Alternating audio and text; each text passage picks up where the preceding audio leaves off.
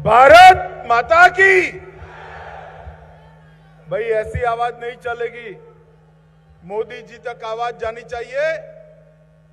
पूरा मंच और सामने बैठे हुए सभी लोग दूर दूर तक दोनों हाथ उठाइए, दोनों हाथ उठाइए, अपनी मुट्ठी भींचकर प्रचंड आवाज से बोलिए, भारत माता की, भारत माता की।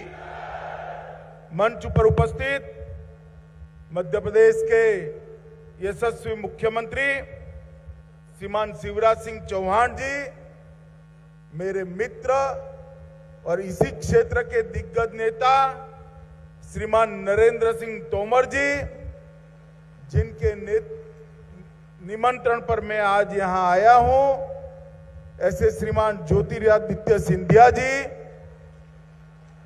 मध्य प्रदेश के गृह मंत्री डॉक्टर नरोत्तम मिश्रा जी, तुलसी सिलावट जी, यशोधराजय सिंधिया जी, हमारे प्रदेश अध्यक्ष महोदय जो सांसद भी है खजुराहो के, श्री गोविंद राजपूत जी, श्री प्रद्युमन सिंह जी, श्री अरविंद सिंह भदौरिया जी, श्री महेंद्र सिंह सिसोदिया जी, श्री भारत सिंह कुशवाहा जी, ब्रिजेंद्र सिंह यादव जी, श्री सुरेश धाकड़ जी, हमारे श्री केपी यादव जी, श्रीमती संध्या राय जी, हमारे ग्वालियर के सांसद महोदय, और आज इस विराट सभा के अंदर आए हुए ग्वालियर चंबल संभाग के सभी भाइयों बहनों और मेरे जिगर के टुकड़े जैसे युवा मित्रों को मेरा नमस्कार, प्रणाम।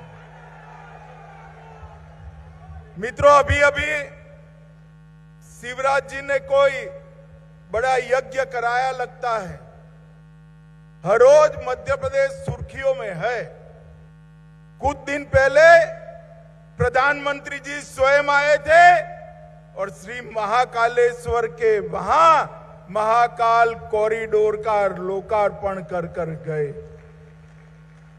भगवान महाकाल सदियों से समग्र देश के लिए आस्था का केंद्र रहे।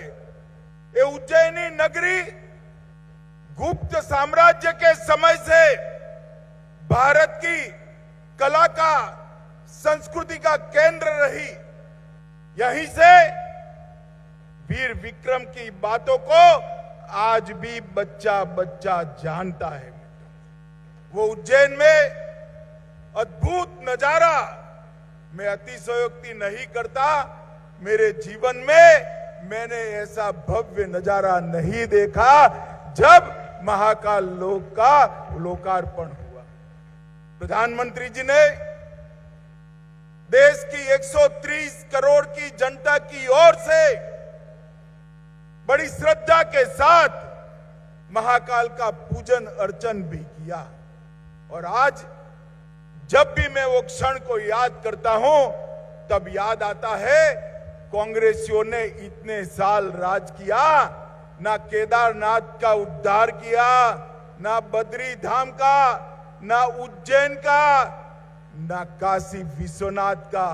उन्होंने भारत की सांस्कृतिक विरासत को खस्ता हाल में डाला था। प्रधानमंत्री जी ने तुष्टीकरण की राजनीति का त्याग कर धड़ल्ले से हमारे सभी मान बिंदुओं का सम्मान किया और उनको सदियों सदियों तक श्रद्धा से लोग देखने आए। इस प्रकार के वातावरण की निर्मित की। मित्रों, आज मैं यहां पर ग्वालियर में आया हूं। मैं ग्वालियर में आया हूं तब सबसे पहले महाजी सिंधिया की वीरता को प्रणाम कर नमस्कार करना चाहता हूं। शिवाजी महाराज ने जो स्वदेश का, स्वराज का मंत्र जगाया था, पूरे उत्तर भारत में अनेक यातनाएं और कष्ट वेठकर, झेलकर महाजी सिंधिया ने उसको आगे बढ़ाने का काम किया था। मैं भारतीय जनता पार्टी का कार्यकर्ता बड़े बचपन से हूं। यही भूमि की दो विभूति श्रीमंत विजयाराजे सिंधिया जी, राजमाता जी और हमारे कुशाभाऊ जी, भारतीय जनता पार्टी का छोटे से छोटा कार्यकर्ता भी श्रीमंत विजयाराजे जी को और कुशाभाऊ जी को कभी भूल नहीं सकता। अनगिनत उपकार ये दोनों महान विभूतियों का भारतीय जनता पार्टी और भारतीय जनता पार्टी की पीढ़ियों के कार्यकर्ताओं पर पड़े। अटल जी ने भी इसी भूमि को अपनी कर्म भूमि बनाया और अटल जी ने समग्र देश के अंदर पहली बार भारतीय जनता पार्टी के प्रधानमंत्री बनकर आज एक संदेश दिया था कि भाजपा की सरकार कैसी हो सकती है। हालांकि संयुक्त सरकार थी, फिर भी एक बड़ा संदेश उन्होंने देने का काम किया था। मित्रों, आज मैं यहां आया हूं एक आधुनिक से आधुनिक राजमाता विजयाराजे सिंधिया एयरपोर्ट का भूमि पूजन आज हम सब ने मिलकर किया है। मैं सिंधिया जी को बधाई देना चाहता हूं, क्योंकि जिस शिद्दत से साथ बारीकी से इन्होंने एयरपोर्ट का प्लानिंग किया है, मुझे लगता है देश के सबसे अच्छे हवाई अड्डों में ये हमारा ग्वालियर का एयरपोर्ट होगा। इसके साथ साथ यहां पर कई लोगों को ग्रामीण और शहरी प्रधानमंत्री आवास का लोकार्पण किया गया, उनको घर की चाबी दी। मित्रों, हम सब समझते हैं एक गरीब घर की व्यक्ति के लिए अपना घर एक स्वप्न होता है, और प्रधानमंत्री जी ने चाहे शहर हो चाहे गांव हो, हर गरीब को घर मिले, ये लक्ष्य भारतीय जनता पार्टी की सरकारों के सामने दिखा है। बीच में यहां थोड़ा समय कमलनाथ जी की सरकार आई थी ना भाई, जरा जोर से बोलो, आई थी ना, अनुभव कर लिया ना, हो गया ना, सारी योजनाएं बंद कर दी थी। प्रधानमंत्री आवास योजना के लिए ना शहरी के लिए ना ग्रामीण के लिए 4 आना भी नहीं दिया, सारी योजना बंद कर रख दी। फिर से शिवराज जी मुख्यमंत्री बने और आज योजना अपनी पटरी पर चढ़ गई। मैंने आते ही शिवराज जी को कहा, शिवराज जी उन्होंने जो किया वो किया, ये सारी योजनाएं थोड़ी पीछे पड़ गई है, क्या करोगे?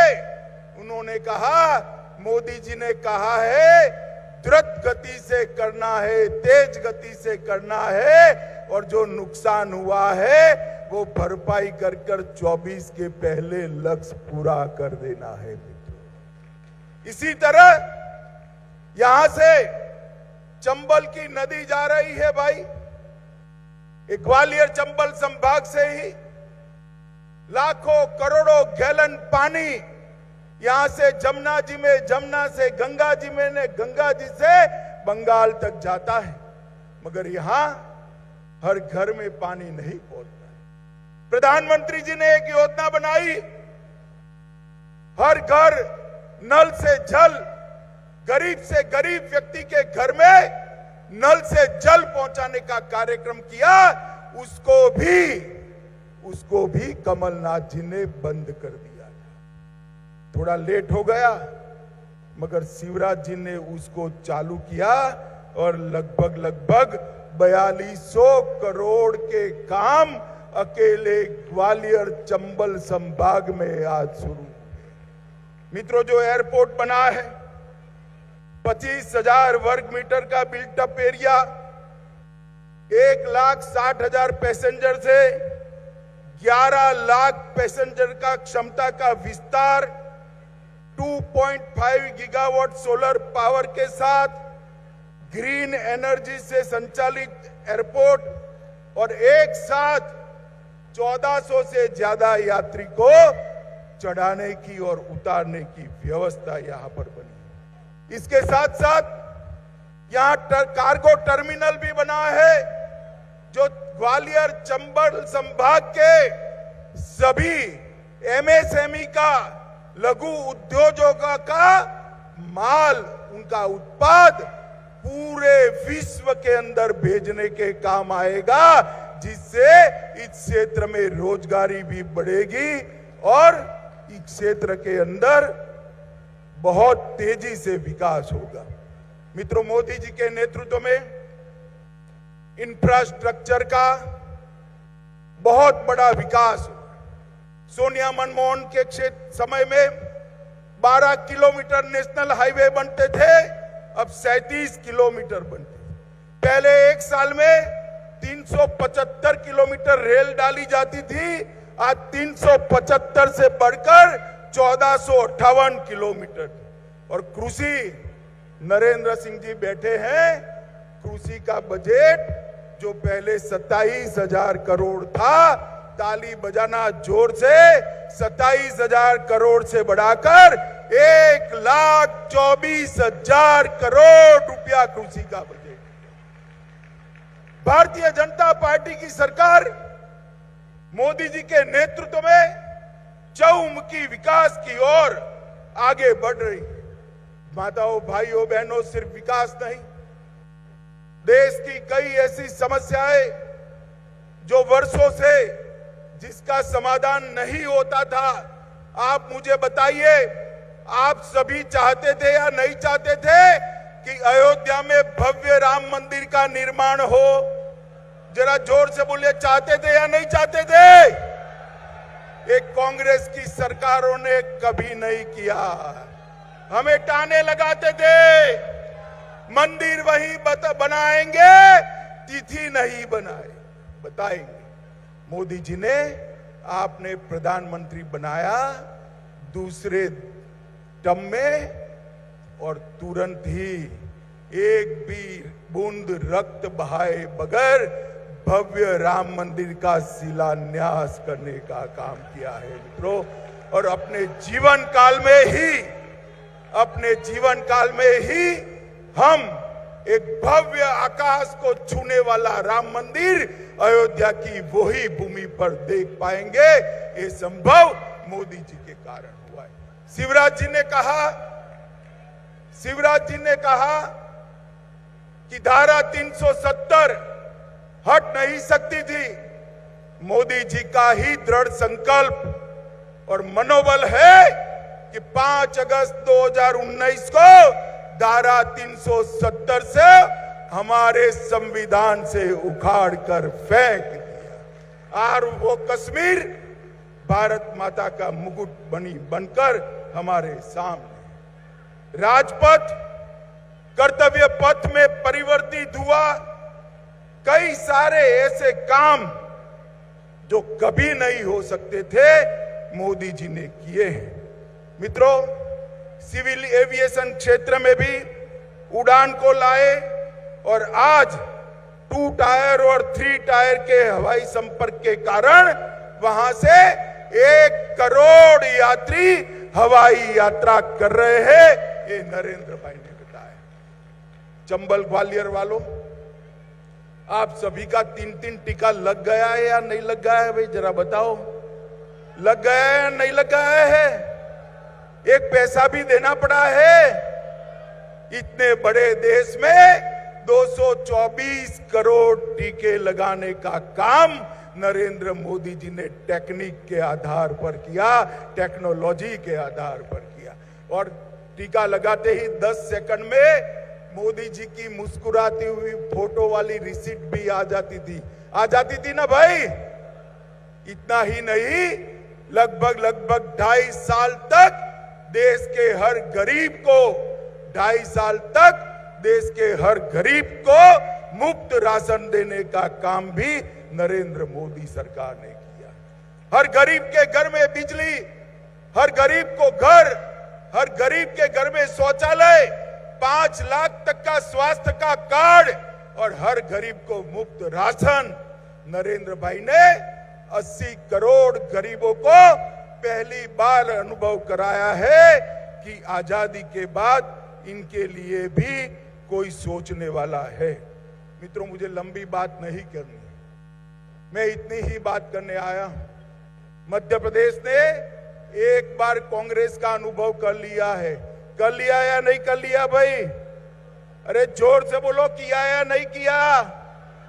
कैसा रहा? कैसा रहा? अब फिर से चुनाव आने वाले हैं ना।